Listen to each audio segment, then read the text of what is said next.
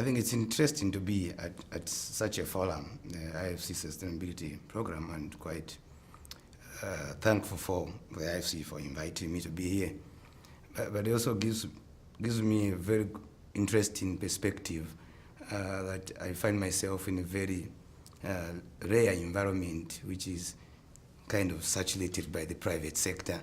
And I think I've been used from coming from where you meet with civil society and meet with communities that are affected by mining in Zambia and in the region, and government and other organizations. I think we kind of have a different narrative going on in most cases. So I think being at this conference gives you a different thinking of how the different camps define sustainability. Because when we have discussions within society and our discussions with communities of what are we talking about when we talk about sustainability, I think we are talking about getting maximum resource benefit from our natural resources. We're talking about after mining, what happens to the big ores and all the land that has been cleared. What will happen to all this? And I think that's the question of sustainability we are discussing in our perspective. Who's going to take care of this environment once the lifespan of a mine has ended for that 15 years and 20 years?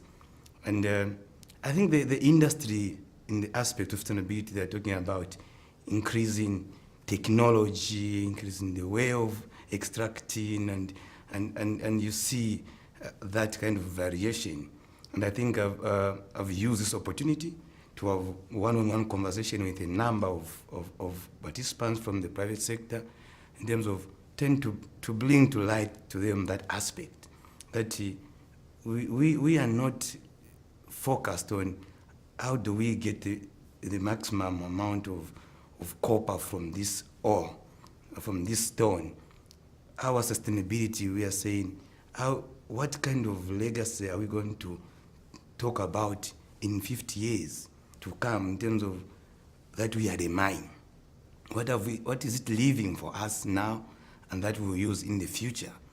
But also mining has come with it with a lot of environmental issues, displacement of our communities from their homes. So this sustainability conversation within civil society and within the communities that are affected is a little different.